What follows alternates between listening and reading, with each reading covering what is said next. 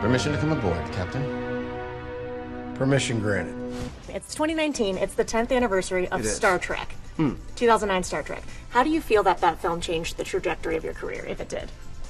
Well, when they asked me if I could, if I would get involved in Star Trek,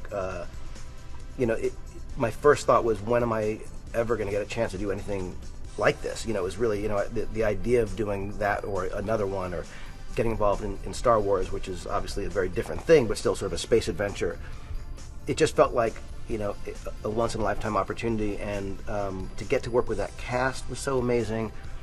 The crew was just extraordinary, and I can't believe it's been 10 years, but that group is really still like a family.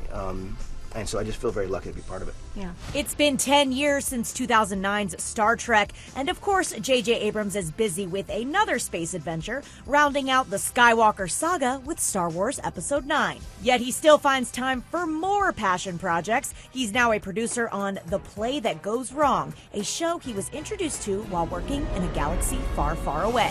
For once, we are not here to talk about Star Wars, but I hear there is a Star Wars connection with The Play That Goes Wrong and how you got introduced to it. What was that? We were shooting The Force Awakens in London, and I needed a day off, and so I just bought a ticket to this play that I saw was playing, and I just don't remember laughing that hard in a theater, and the audience was going crazy, and I got to know the producers, and I just offered if there was any way I could help out, bring the play to the States. I'd love to, and it's just it's been incredible fun.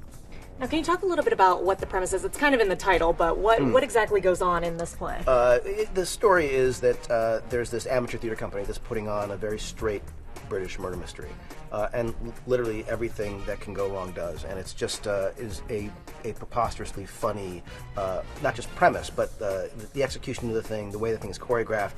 It was written by the performers, and so there's this kind of like, when I saw it, the feeling I had was, I don't understand how this was made.